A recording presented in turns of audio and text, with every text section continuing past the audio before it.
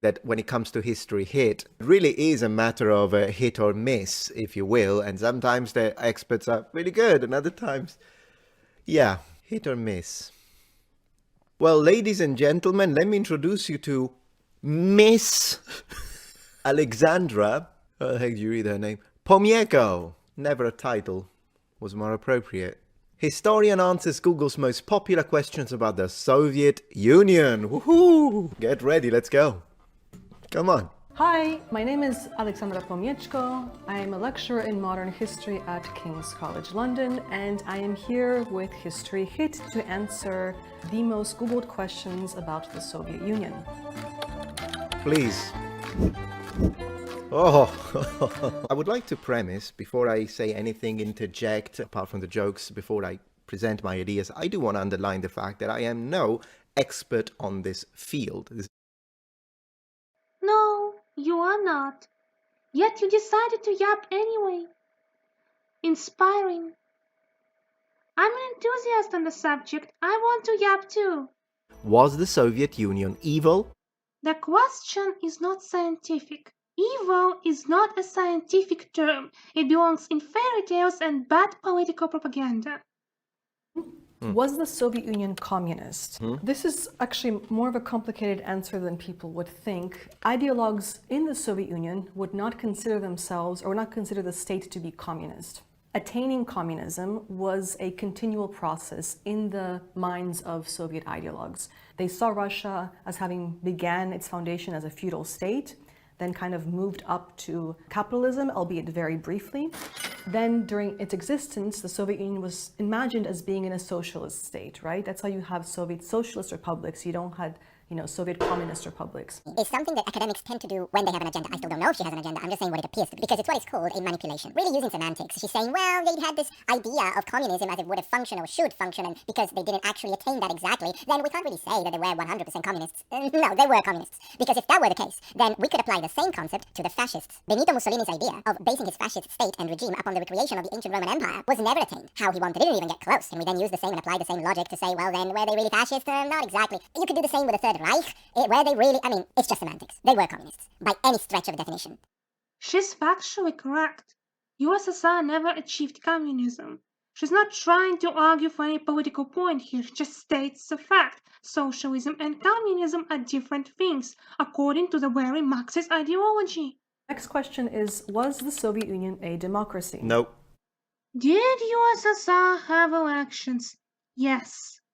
Although Adolf Hitler was also elected, so this doesn't say much. USSR was not a liberal democracy in a sense that it only allowed one political course, hence one political party. Its political system changed every couple of decades, but one thing stayed consistent. USSR had no official leader. None of USSR constitutions mention anything close to a presidential post. The country was ruled by councils. That's what the word Soviet means, council. So when the citizens of USSR went to elections, they were voting for the members of the councils. The head of the council of the USSR was the closest thing the country had to a head of state. Stalin never held that post. He was the head secretary of the Communist Party, basically the head of HR department. That meant that he picked candidates for the high government positions and had to control their conduct and resolve conflicts. Plus, he was given some administrative and fiscal functions, so a lot of factual power. Lenin's death started the political turmoil. Stalin's fraction of the party won. As a result, he became the face of propaganda. World War II only ended up to that. It was so effective that every general secretary after him tried to pull the same stunt. That is why everyone is convinced that USSR was a one-man state, when in reality the general secretary was just a guy appointed by the party and taken down by the party whenever they pleased. How many people died in the gulags? Oh, that's a big one. Let's see what you're gonna say. It's difficult to assess precise figures because records were not meticulously kept. By Doesn't some surprise me. historians' accounts, about 1.5 million died in the gulag system. If she's talking about the time period between 1930s and 1950s, then most of the deaths would fall onto the World War II.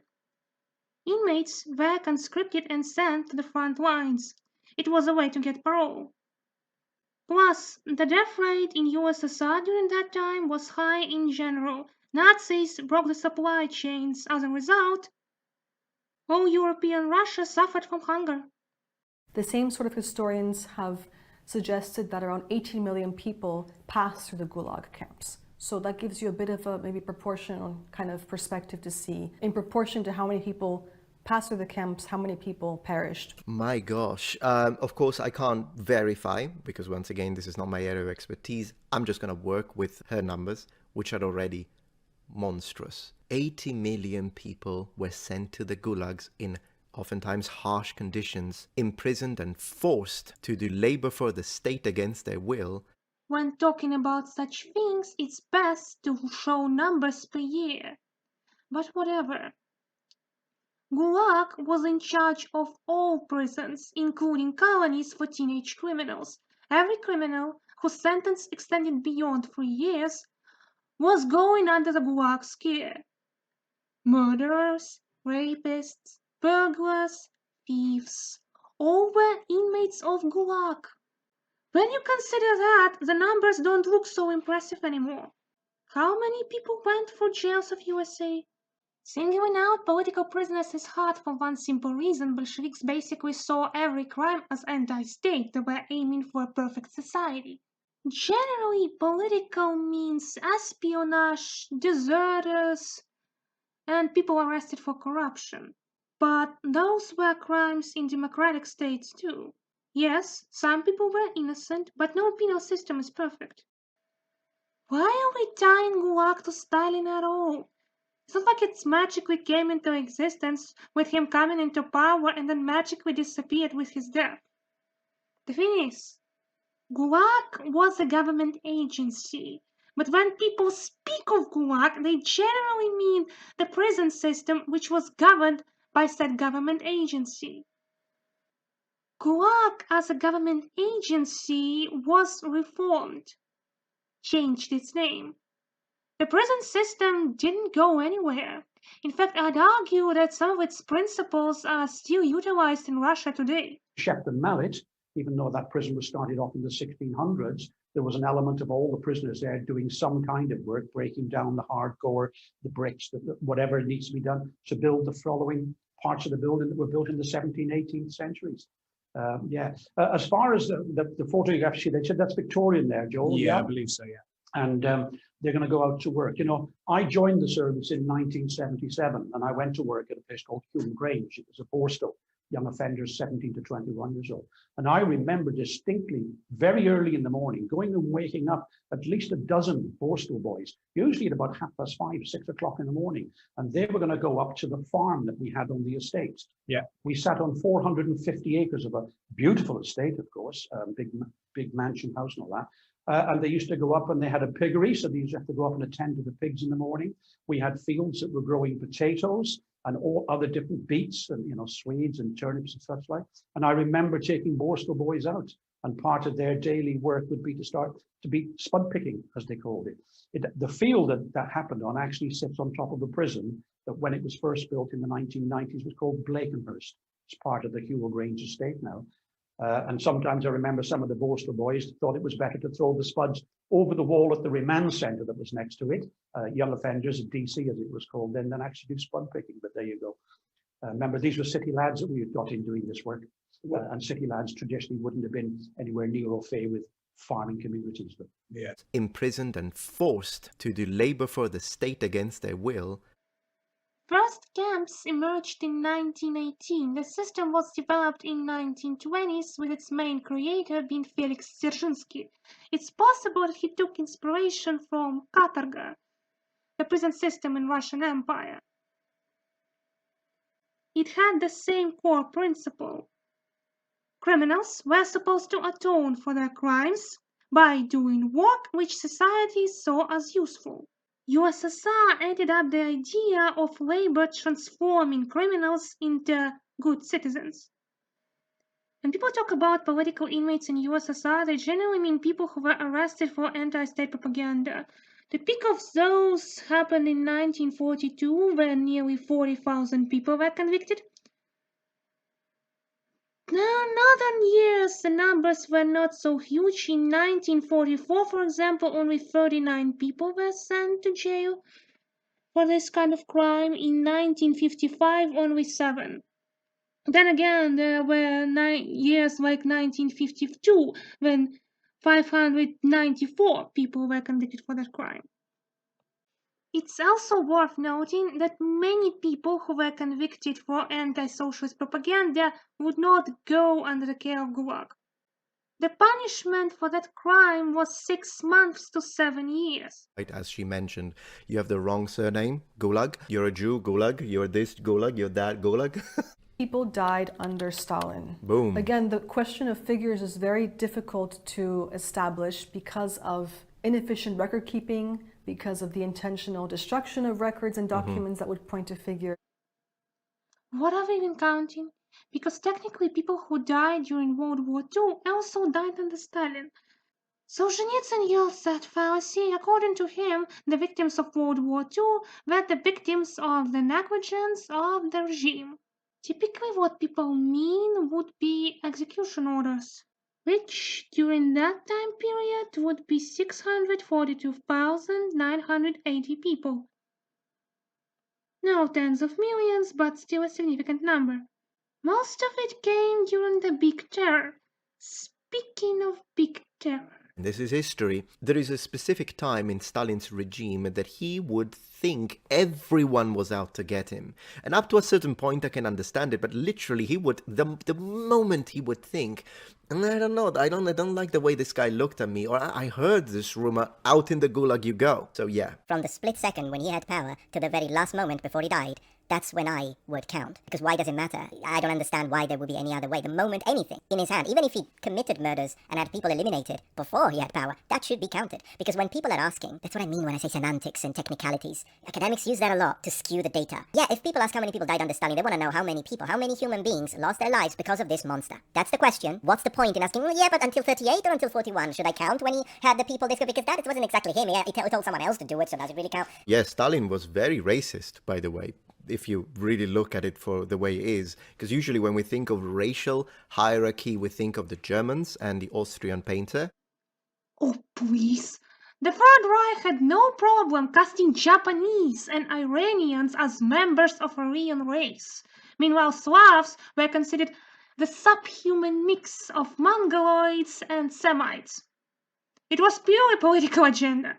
They just tried to make it scientific. USSR had nothing like that, even during the times of Big Terror. Speaking of Big Terror, because that is what Scientologists do. Big Terror was a series of mass repressions caused by hysteria in late 1930s. The special services of USSR were desperately looking for the people who would spy for the bourgeoisie government. One of the consequences were straight-up ethnic cleansings, because people of certain ethnicities were seen as more likely to conspire with the enemy. Germans, Polish, Iranians, to name a few. Who caused this, though? In Russia, this time has an informal nickname, Yezhovshchina, by the name of Nikolai Yezhov, the head of a special service, among other things. He was the one who created orders 00447, 00485, and 00486. He was the one making the famous Stalin's list. Stalin assigned them alongside of the other high-ranking members of the Communist Party. Yezhov was behind the idea of the infamous three-man and two-man courts. Stalin could not give orders to him, and he could not take him down. Actually, it seems that Yezhov was just about to repress Stalin as well. He was a Georgian after all. Georgians were also seen as unreliable. Stalin's sin was letting Yezhov come into power and contributing to political propaganda. His infamous directives did not have the power of the law. He could not give any orders to the special services. He did not have nearly as much power as people tend to ascribe to him nowadays. In fact, Stalin contributed to the end of the Big Terror. He couldn't fire Yezhov, but he could raise a question of his resignation. Stalin appointed Lavrentiy Beria as second-in-command to Yezhov. Beria used that position to collect some intel on Yezhov. Stalin yet again managed to get the party on his side, and Yezhov was put on trial. Another active figure in the Big Terror would be the prosecutor of USSR, Vyshinsky. It's also worth to note the actions of the Soviet President Kalinin, as Westerners like to describe him, the head of the Council of USSR. It was him who shortened the maximum time of the tribunal to 10 days. Not to mention that actions like this could not pass without his approval. The idea of blaming Stalin for everything was introduced by Nikita Khrushchev, who tried to build his own cult of personality by destroying Stalin's cult of personality, which is kind of rich considering that Nikita Khrushchev himself was also pretty ruthless to dissidents. In 1960s, you could go to the madhouse for spreading anti-socialist propaganda. At least, that's what's been claimed by leaders of Perestroika who wanted to build their own cults of personality by destroying the cults of personality of Khrushchev and Brezhnev. You get my point. So at the end of the day, if the Germans only fought the Russians, could they have won? Senior historian doesn't know the difference between Russia and USSR. It's literally spelled the Union of Soviet Socialist Republics. I think when people think of countries, they're referring to the 15 Soviet Socialist Republics that were part of the Soviet Union. So of course the founding ones, the Russian, Ukrainian, and Belarusian Soviet Socialist Republic.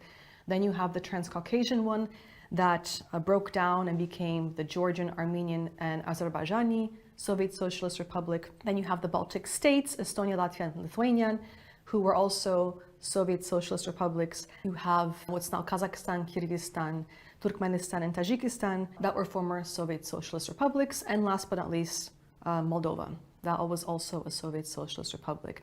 Was everyone in the Soviet Union Russian? So by the fall of the Soviet Union, the population of ethnic Russians in the Soviet Union was about 50.8%. The dominant population, what are known as Eastern Slavs, so Russians, Belarusians, and Ukrainians. Because normally when people ask, why did Russia or why did the USSR hate the US? If you talk about the politicians, yeah, they did. But when you talk about the everyday Russian, they don't represent. I mean, the politicians, even though that's the way we see it, they don't really represent them. Particularly considering the fact that the Bolshevik came to power by force. So that's another thing. Will there be some Russians? I mean, also Russia's massive, so obviously there will be people that don't care. Maybe they're young, they don't particularly care about that, and then instead they like it. Oh, nice, American music, of course. But the professor has to underline that, because now she's making it sound Russia, USSR, everyone, oh, they loved the West, and we know that's not true. Oh, but how could Russian youths enjoy Western music if the totalitarian regime hated the West? It just doesn't make sense. Weren't Marx and Engels Europeans? Didn't socialism originate in Europe? Didn't USSR try to mend ties on conference in Geneva? Didn't Stalin's administration try to create an anti-Hitler bloc? Weren't 1960s called the fall because of the popularity of the Western culture in USSR? Popularity which was basically approved by the administration. But in terms of people having access to food, people having access to what they needed, it's pretty much dependent on the time period we're talking about. If we're talking about the Second World War, then of course people, living under the siege of Leningrad would not have had access to food. Yeah, that sounds such an apologetic cop-out. It's insane. Oh no, the West, bad West propagandists were saying that the Soviet Union and people living under the Soviet Union were poor, but the reality is, oh no, they offered jobs to every single person and people had access to food, and the ones that didn't was because of the siege of Leningrad, so it wasn't because the system was a complete utter mess. USSR lost 1,096 cities in World War II. Mind you, it was in the most industrialized part of the country. USSR also lost 27 million people in that war. And for all we know, that number is actually higher. Yet, the country had to immediately prepare for another confrontation, this time with the United States of America, the country which was barely scratched in that war. And before the World War II, there was World War I. Russian Empire lost more than 7 million people in it, not to mention the damage to, the property. The Civil War, the various wars at the border, the boycott from Western superpowers, Bolsheviks never accounted for any of that. Lenin and his circle preached that as soon as Russia will become the socialist state, everybody else will just follow. And the enlightened Western proletarians, those gods among men, will come and teach Russian people how to live, and together they will build the perfect society. And that's what Western know-it-alls always miss. USSR was built on the idea of making peace with the West by getting rid of Russian Empire, which was presented as the root of all evil. And then Russian Federation was built on that same very idea.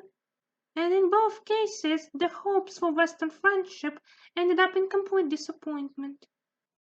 But is it me now? She really sounds like her objective is to make the USSR sound as good as possible from a modern perspective. No, they didn't hate the Americans and America and the West. They were fascinated. There was a lot of connection, and it was the West that said that they were communists. They weren't really communists. And yeah, the women had so much power and freedom. It sounds like a complete cover-up. It's an obfuscation through semantics. Every time someone confuses Russia and USSR, he calls all the other socialist republics Russian autonomies. That includes Ukraine. Frankly, Metatron, I didn't expect you to be such a Putinist. Also, what's with the name? Blasphemy?